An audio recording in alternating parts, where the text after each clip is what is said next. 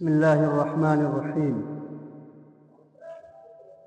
الحمد لله رب العالمين والعاقبة للمتقين والصلاة والسلام على أشرف الأنبياء والمرسلين وعلى آله وصحبه أجمعين، أما بعد، فأعوذ بالله من الشيطان الرجيم. بسم الله الرحمن الرحيم. إن المتقين في جنات وعيون ادخلوها بسلام آمنين ونزعنا ما في صدورهم من غل إخوانا على سرر متقابلين. صدق اللہ العظیم. سورہ حجر کی 2-3 آیتیں میں نے آپ کے سامنے پڑھی ہیں. ان آیتوں میں متقیوں کی خصوصیات کو بیان فرمایا گیا ہے اور ان کے انعامات کا تذکرہ ہے کہ جو لوگ تقوی اختیار کرنے والے ہیں، اللہ سے ڈر کر زندگی گزارنے والے ہیں، وہ باغوں اور چشموں میں ہوں گے، یعنی جنت میں ہوں گے اور وہاں نہریں جاری ہوں گی. ادخلوها بسلام آمنین، ان سے کہا جائے گا داخل ہو جاؤ سلامتی کے ساتھ اور امن کے ساتھ. وَنَزَعْنَا مَا فِي صُدُورِهِم مِّن غِلٍّ، اور ان کے دلوں میں جو بھی قدورت ہوگی، جو بھی کینہ ہوگا، ہم انہیں پہلے نکال دیں گے اور وہ لوگ آپس میں بھائی بھائی بن کر سامنے رہیں گے. وہاں انہیں نہ کوئی تھکن اور پریشانی لاحق ہوگی اور نہ ہی وہ وہاں سے نکلیں گے. یہ جنت میں متقی جب وہاں پہنچ جائیں گے، ایمان والے جب وہاں پہنچ جائیں گے تو پھر انہیں کیا انعام ملے گا، ان کا تذکرہ ہے. اللہ تبارک و تعالیٰ نے پہلے ہی کھول کھول کر ساری چیزیں بیان کر دی ہیں. جنتیوں کی صفات بیان کر دی، جہنمیوں کی علامتیں بیان کر دی اور بتا دیا کہ تم جیسا کام کرو گے، جیسا عمل کرو گے، ویسا تمہارا حشر ہوگا. اگر تم تقوی والی زندگی گزارو گے، نیک زندگی گزارو گے، اللہ اور اس کے رسول کی مان کر زندگی گزارو گے تو ہم تمہیں جنت دیں گے. اور جنت کا تم تصور نہیں کر سکتے ہو کہ جنت کیا چیز ہے. دنیا کی جو نعمت تمہارے نزدیک سب سے زیادہ عظیم ہو سکتی ہے، یا جس نعمت کو پا کر تم سب سے زیادہ خوشی منا سکتے ہو، اس سے کہیں زیادہ عظیم نعمت جنت ہوگی. حدیث پاک کے اندر اللہ کے نبی صلی اللہ علیہ وسلم نے ارشاد فرمایا، جنت کی نعمتیں ایسی ہیں جو انسان کے ذہن میں آ ہی نہیں سکتی. یہ دنیا ایسی ہے کہ اس میں آخرت کا صحیح منظر، وہاں کا صحیح سین نہیں سمجھ آ سکتا. یہ صرف مثال کو سمجھانے کے لیے کہا جاتا ہے کہ وہ باغ جیسا ہوگا اور اس کے نیچے سے نہریں جاری ہوں گی اور بہت خوبصورت منظر ہوگا. یہ صرف لوگوں کو سمجھانے کے لیے کہی جاتی ہے، ورنہ دنیا کے باغ کا اس کے جنت کے باغ سے کوئی مقابلہ ہی نہیں ہے، اور دنیا کے پانی کا جنت کے پانی سے کوئی مقابلہ ہی نہیں ہے. وہاں کی جو پانی ہوگا وہ اتنا مزیدار، اتنا ٹیسٹ فل ہوگا کہ آپ اندازہ نہیں کر سکتے ہیں. اور وہاں کا جو باغ ہوگا اس کو دیکھ کر انسان کھو جائے گا، بالکل کھو جائے گا. لیکن یہ سب نعمتیں کب ملے گی اور کن کو ملے گی؟ یہ نعمتیں ملے گی قرآن مجید کی روشنی میں ایمان والوں کو. جو لوگ تقوی والی زندگی گزار رہے ہیں ان کو ملے گی. اور اس میں جو ایک اہم بات کہی گئی ہے وہ یہ کہی گئی ہے کہ جنت میں ہم جنتیوں کو داخل کرنے سے پہلے ان کے سینے سے کینوں کو نکال دیں گے. کینہ، کپٹ، حسد، جلن بہت گندی چیز ہے، اور گندی چیز کو لے کر کوئی انسان، کوئی مومن جنت میں نہیں جا سکتا. جنت میں جا کر بھی انسان معامل کھلائے رہے اپنے بھائی سے اور وہاں جا کر بات چیت بند رہے تو پھر وہاں کا مزہ کیا ہے؟ وہاں تو ہر جگہ خوشی خوشی کا ماحول، ہر وقت مسکراہٹ، ہر وقت کیا کہتے ہیں اللہ کی نعمتوں سے میں مست آدمی ہے، وہاں ویسی زندگی گزارے گا تو کینہ کپٹ کو اللہ تبارک و تعالیٰ پہلے ہی ختم کر دیں گے. حدیث شریف کے مطابق جب سارے جنتیوں کو پلسرات سے گزارا جائے گا اور جن کے بارے میں فیصلہ ہو چکا ہوگا کہ ان کو جنت میں داخل کرنا ہے، تو پلسرات کے اخیر والے حصے پر جنتیوں کو روکا جائے گا اور ان کو روک کر وہاں پر ان کے سینوں کی صفائی کی جائے گی، ان کے سینوں کے اندر جھاڑو پھیر دیا جائے گا، بالکل ان کو کلین کر دیا جائے گا۔ جیسے ماں کے پیٹ سے بچہ جب پیدا ہوتا ہے تو صاف اور معصوم، اسی طریقے سے ان کا دل مکمل صاف آئینے کی طرح شفاف ہو جائے گا، ذرہ برابر کسی بھائی کے لیے حسد، جلن، کینہ، کپٹ، بغض، دشمنی کچھ بھی نہیں ہوگا۔ اس کے بعد پاک صاف کرنے کے بعد اللہ تبارک و تعالیٰ اب کہیں گے جاؤ جنت میں، اور آمنے سامنے مسحری لگی ہوگی، ادھر مسحری ادھر صوفے، اور سب لوگ جنتی آپس میں بیٹھ گپ شپ کریں گے وہاں۔ تو یہ اللہ تبارک و تعالیٰ نے جو دنیا کی جنت کا نقشہ کھینچا ہے، کیوں کھینچا ہے؟ قرآن مجید کے اندر مختلف مقامات پر جنت کا نقشہ کھینچا گیا اور فرمایا گیا کہ جنت میں جانے کے بعد انسان کو نکلنا نہیں ہے، وہاں کوئی پریشانی نہیں ہے کہ بھائی صبح اٹھ کر جاب میں جانا ہے، پیسے کمانا ہے، بال بچوں کی پرورش کرنی، کچھ بھی نہیں، کوئی ٹینشن نہیں، وہاں بالکل آرام کی زندگی، جو مصیبت سب دنیا کے اندر، یہ دنیا عمل کی جگہ ہے، وہ تو انعام کی جگہ ہے۔ تو دعا کریں کہ اللہ تبارک و تعالیٰ ہم تمام لوگوں کو اسی دنیا میں رہتے ہوئے جنت والے کام کرنے کی توفیق عطا فرمائے اور متقین میں ہمارا شمار فرمائے۔ ابھی جو دور چل رہا ہے، جو موسم چل رہا ہے اور جو مہینہ چل رہا ہے رمضان کا، روزے کا، اس کا بنیادی مقصد تقویٰ ہے۔ روزہ حاصل کرنے، روزہ رکھنے کا بنیادی مقصد تقویٰ۔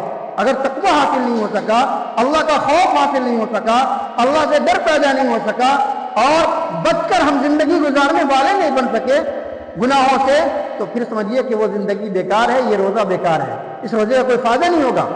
بہت سے لوگ کہتے ہیں ہم روزہ رکھتے ہیں لیکن اس کا اثر نظر نہیں آتا۔ روزہ کا اثر تب نظر آئے گا جب آپ ان کے آداب کے ساتھ روزہ رکھیں گے، جب آپ روزے کی اسپرٹ کو سمجھیں گے، اس کی روح کو سمجھیں گے اور اس کے مطابق اپنی زندگی گزاریں گے۔ صبح سے شام تک کھانا پینا جس طریقے سے ہم نے چھوڑ دیا وہ حلال چیز تھی، ہمیں حرام چیزوں سے ہی بچنا ہوگا، جو حرام چیزیں ہیں۔ اور یہ ایک مہینہ اسی لیے اللہ نے دیا ہے کہ جب تم اس مہینے میں حلال چیز سے بچ رہے ہو، اس مہینے میں حرام چیز کے قریب نہیں ہو رہے ہو، تو تمہیں زندگی بھر اسی طرح زندگی گزارنی ہے، تمہیں اسی کی ٹریننگ دی جا رہی ہے اس مہینے کے اندر۔ سال کے 11 مہینے نہیں بلکہ زندگی بھر آخر وقت تک تمہاری زندگی ایک مومن کی زندگی تقوی والی ہونی چاہیے۔ قدم قدم پر وہ جب قدم قدم پر بندش لگی ہوئی ہے، جب بھی قدم اٹھائے تو سوچ کر اٹھائے کہ اللہ تبارک و تعالیٰ کی ناراضگی کی طرف ہمارا قدم تو نہیں بڑھ رہا، ہم جنت والے اعمال کر رہے ہیں کہ نہیں کر رہے ہیں، ہم جہنم سے دور ہونے والے اعمال کر رہے ہیں کہ نہیں کر رہے ہیں، یہ ہمیں سوچ کر زندگی گزارنی پڑے گی۔ اور پھر ہوتا ہے کہ آدمی دنیا میں رہتا ہے کسی ایک جگہ، وہ چاہے جتنی اچھی جگہ میں ہو وہ اگ جاتا ہے، اگتا جاتا ہے، وہ سوچتا ہے کہ وہاں سے ہٹ جائیں، کبھی جائیں اور کہیں موڈ فریش کرنے کے لیے کہیں ٹور پر جاتا ہے، سیر و تفریح کرنے کے لیے جاتا ہے، لیکن قرآن مجید کہتا ہے وما ہم منہا بمخرجین، جنت میں جب جنتی چلے جائیں گے تو وہاں سے ان کو نکلنے کا من ہی نہیں کرے گا، ان کو نکالا نہیں جائے گا۔ اور سورہ کہف کے اندر فرمایا گیا ولا یبغون عنہا حولا، وہ وہاں سے ٹلنا چاہیں گے ہی نہیں، وہ ہزار ان کے خواہش پیدا ہی نہیں ہوگا، کیونکہ اس سے بہتر کوئی جگہ ہی نہیں ہوگی۔ ہر طرف اچھے لوگ ہیں، ہر طرف اللہ کے نیک بندے ہیں، اور پھر اللہ تبارک و تعالیٰ کا ہفتے میں دیدار ہوگا، اس سے بڑی نعمت جنتی کو کبھی نہیں ہوگی، اس سے بڑی نعمت جنت میں جانے کے بعد کوئی نعمت نہیں ہوگی۔ حدیث شریف میں آتا ہے کہ جب سارے جنتی جنت میں داخل ہو جائیں گے تو سب ایک منادی آواز لگانے والا آواز لگائے گا، اور اس کے بعد سب کو جمع کیا جائے گا کہ اے جنتیوں فلاں مقام پر جمع ہو جاؤ، سارے کے سارے جنتی وہاں جمع ہو جائیں گے۔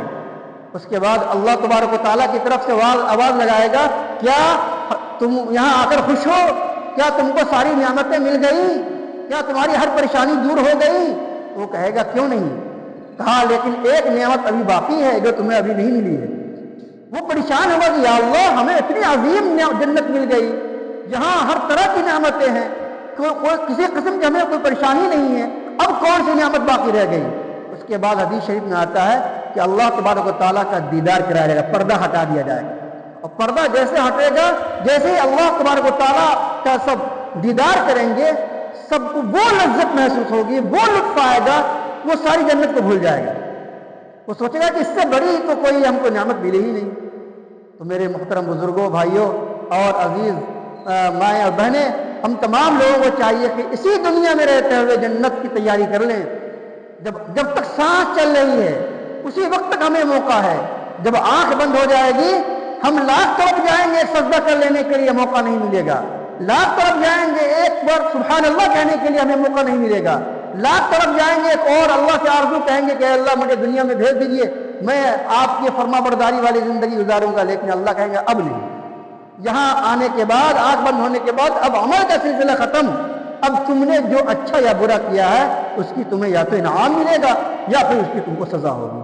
اللہ تبارک و تعالی ہم تمام لوگوں کو صحیح راستے پر چلائے اور جنت والے اعمال کرنے کی توفیق عطا فرمائے، اور ہم تمام لوگوں کو اپنے فضل سے جنت میں داخل فرمائے۔ یاد رکھیے کوئی بھی انسان اپنے اعمال کی بنیاد پر جنت میں نہیں جائے گا، حدیث شریف کے اندر بھی تشریح کی گئی ہے۔ اللہ تبارک و تعالیٰ اگر عدل کرنے پر آ جائے، اگر انصاف کرنے پر آ جائے تو بندے کے پاس اتنے گناہ ہیں تو جنت کا مستحق ہی نہیں ہوگا۔ جنت میں جو بھی جائے گا محض اپنے اللہ کے فضل سے جائے گا۔ جب یہ حدیث شریف اللہ کے نبی بیان فرما رہے تھے تو صحابہ نے پوچھا اے اللہ کے نبی صلی اللہ علیہ وسلم آپ بھی، یعنی آپ کو بھی، آپ نے جتنے اعمال کیے ہیں آپ تو معصوم ہیں، اس کے باوجود بھی آپ اپنے اعمال کی بنیاد پر جنت میں نہیں جائیں گے؟ آپ نے فرمایا نہیں میں بھی نہیں جاؤں گا، لیکن اللہ نے مجھ پر رحم فرما دیا ہے، یعنی میرے لیے جنت میں جانا طے کر لیا گیا ہے، لیکن عام لوگوں کے بارے میں طے نہیں ہے۔ اس لیے دعا کریں اللہ تبارک و تعالیٰ یہ نہ کوئی سمجھے کہ ہم نے بہت نماز پڑھی ہے، ہم نے بہت روزے رکھے ہیں، ہم نے سب کو زکات کیا، ہمارے لیے جنت فکس، اور فلاں بھائی بہت گناہ گار ہے، پاپی ہے، وہ جہنمی جائے گا۔ دنیا میں وہ سلوک بول دیتے ہیں وہ جہنمی ہے، نہیں بولنا چاہیے۔ اگر اسے ایمان کی دولت مل گئی اور اسے ایسی توبہ کی توفیق مل گئی کہ پھر وہ اللہ کا ایسا ہو گیا ہے، اللہ کا نیک بندہ، نہیں معلوم وہ منٹوں کے اندر کتنا اونچا مقام پالے گا۔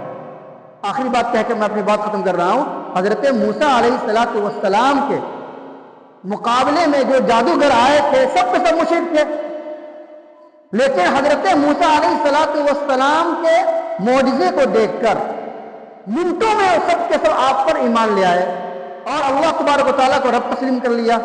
اس کے بعد فرعون نے سب کو سزا دے کر سب کو قتل کروا دیا۔ آپ دیکھیے جہاں پر ایسے جادوگروں کا تذکرہ ہے اس کے بارے میں اللہ تبارک و تعالیٰ نے فرمایا کہ ہم نے ان کو جنت کے اعلیٰ مقام سے نواز دیا۔ ایک وقت کی نماز نہیں پڑھی اس نے، وہ تو نبی سے مقابلے کے لیے آیا تھا، لیکن منٹوں کے اندر اللہ تبارک و تعالیٰ نے توبہ کی توفیق دی اور اس کی پوری دنیا بدل گئی، اور اس کے بعد انہیں ایک وقت کا نماز پڑھنے کا، نیکی کرنے کا موقع نہیں ملا کہ اس سے پہلے فرعون نے سب کو قتل کروا دیا۔ اللہ تبارک و تعالیٰ نے ان کو کتنا اونچا مقام دیا۔ اس لیے کسی بھائی کو، مومن بھائی کو جہنمی کہنا، برا بھلا کہنا، تم جہنم میں جاؤ گے، یہ مسلمانوں کے لیے زیب نہیں دیتا، بلکہ سب کے لیے اچھا گمان رکھنا چاہیے۔ اللہ تبارک و تعالیٰ ہم تمام لوگوں کو عمل کی توفیق عطا فرمائے۔ وآخر دعوانا ان الحمدللہ رب العالمین۔ السلام علیکم ورحمۃ اللہ وبرکاتہ۔ جیسا کہ آپ دیکھ رہے ہیں رمضان اسپیشل ویڈیو، اس ویڈیو کو ضرور شیئر کریں اور اپنے رشتہ داروں میں بھیجیں۔ الحمدللہ آج کا بیان بہت اچھا رہا۔ السلام علیکم ورحمۃ اللہ وبرکاتہ۔